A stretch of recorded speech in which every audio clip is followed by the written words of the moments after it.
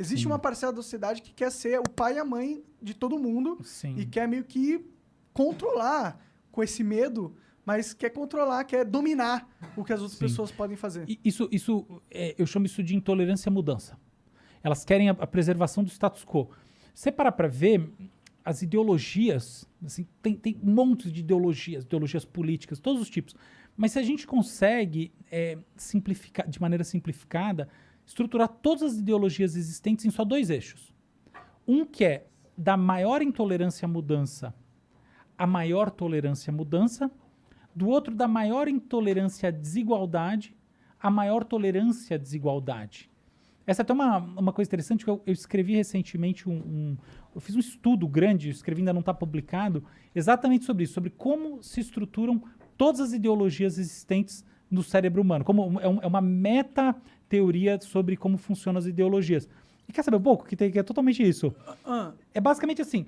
O que é você ter intolerância à mudança? É o seguinte, quando a espécie humana, mais ou menos 12, 13 mil anos atrás, começa a se sedentarizar, começa o desenvolvimento da agricultura, você vai tendo uma transformação na sociedade em que os grupos vão ficando fechados, você tem o acúmulo do alimento, etc. E tal. Então essas coisas todas acabam gerando um interesse em você preservar status quo. A preservação do status quo, ela é oposta ao que acontecia antes. Assim. Então, nossos primeiros ancestrais surgiram no mundo há 2,8 milhões de anos.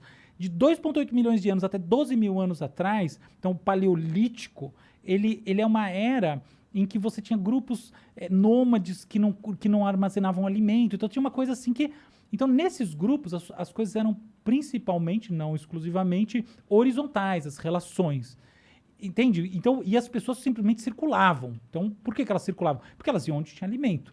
E, curiosamente, tinham grandes mamíferos. Até uma curiosidade, a gente tende a pensar no homem da pedra, né, e na mulher da pedra, como seres agressivos, a gente vê no desenho animado. É o contrário, tá? Então, essa agressividade que a gente imagina, ela começa a ganhar forma no Neolítico.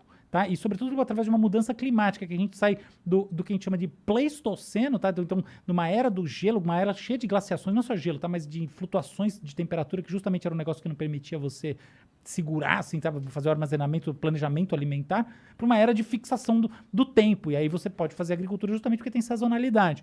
Então aí as pessoas começam a ter essa coisa, se armar, se estruturar. As religiões, como a gente conhece, dos deuses moralizantes, até esse momento, Deus só se preocupava assim, relação com um Deus, não tinha nada a ver com o Deus olhando pra você, entendeu? Era uma troca. Tipo, eu quero algo, Deus... Não, você não tinha... Pra você?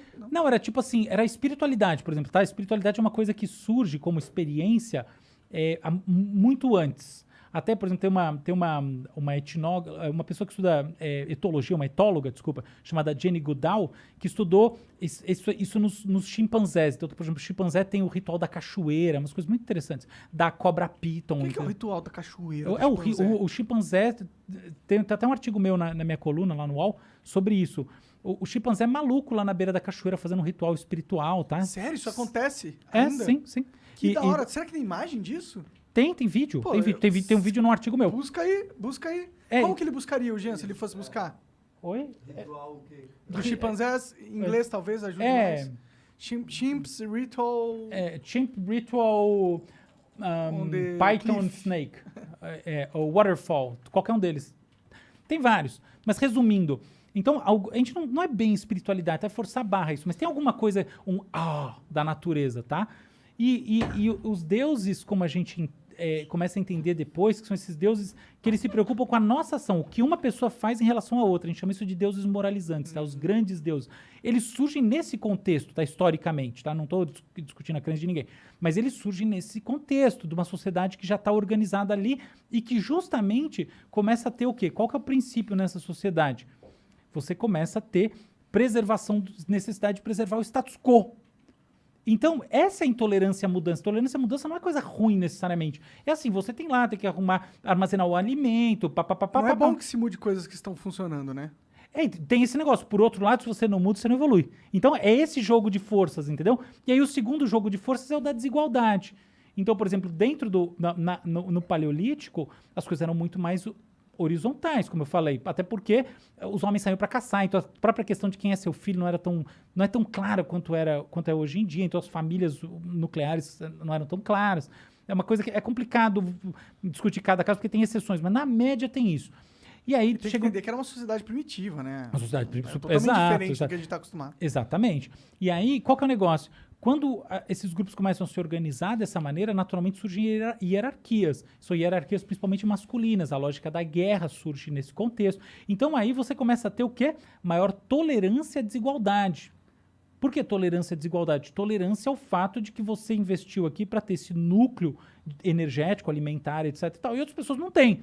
Então, essas tendências ideológicas, elas têm a ver com princípios que estão lá atrás na nossa história, entendeu? Então, algumas pessoas são mais conservadoras nos costumes, não só porque aprenderam, mas, por exemplo, tem estudos genéticos que mostram que variações num polimorfismo ligado à dopamina, que tem a ver DD4, DRD4, que tem a ver com exploração ambiental, tem algum nível de relação com o quanto as pessoas têm maior abertura à experiência, que é, por sinal, um parâmetro num teste de personalidade chamado Big Five, que é o mais importante que existe. Então, falar disso aí. E tem a ver com o quê? Tem a ver justamente com o quanto você tolera a mudança. Openness, né? É, um negócio que eles openness. Por exemplo, aqui hoje, né? A gente foi lá e combinou de fazer um negócio completamente fora da caixa para começar. Isso é abertura à mudança total. Eu não tinha dúvida que vocês iam achar essa ideia legal. E a proposta ela só surgiu por causa de um amigo meu. Preciso até falar que, na verdade, eu passei num ateliê. Tem um amigo que tem um ateliê de instrumentos musicais, que é o Zé Benedito, lá na João Moura. Zé Benedito. É muito legal. E ele O ateliê, o nome é Zé Benedito, não? Eu não sei. Eu sei lá, é um amigo meu que tem o ateliê na queria dar João uma Moura. loja pro pessoal ir lá. É o melhor ateliê de percussão em São Paulo, com certeza. Então já, tá. Sei lá, não é propaganda. Eu tô falando porque eu passei lá e peguei isso aqui porque eu quis levar pra minha casa. Eu falei, pô, já que eu vou pra São Paulo, que eu moro depois da Igreja Viana, né, no mato ali. Então, eu passei e aí eu tive essa ideia no caminho, não ia tocar nada. Então, foi uma coisa que veio da perspectiva, a troca, do fato de que vocês têm muita abertura à experiência. Vocês, eu sabia que vocês iam achar engraçado, divertido e pronto. Então, muito louco, imagina, começar o flow com um instrumento aborígena, milenar, pica, australiano.